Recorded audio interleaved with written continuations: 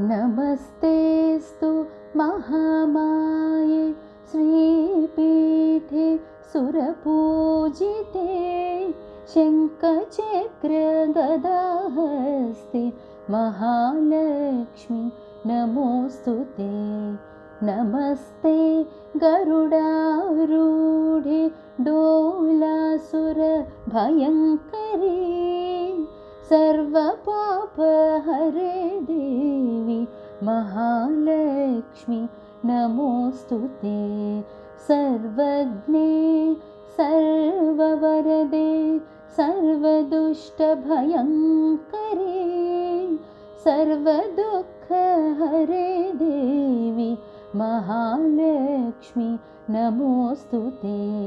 सिद्धिबुद्धिप्रदे देवी भुक्तिमुक्तिप्रदायिनी मन्त्रमूर्ते सदा देवी महालक्ष्मी नमोऽस्तुते।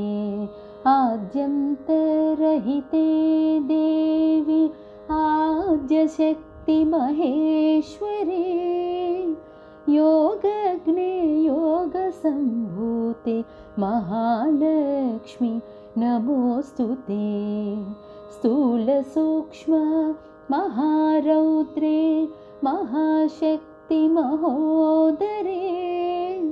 सर्वपापहरे देवी महालक्ष्मी नमोऽस्तुते।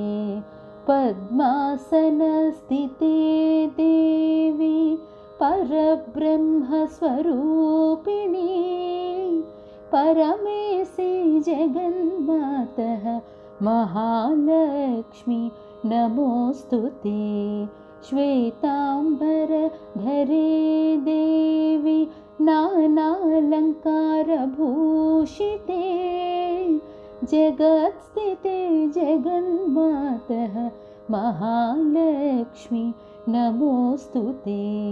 महालक्ष्म्यष्टकस्तोत्रं यः पठेद्भक्तिमान् नरः सर्वसिद्धिमवाप्नोति राज्यं प्राप्नोति सर्वदा। एककाले पठेन्नित्यं महापापविनाशनं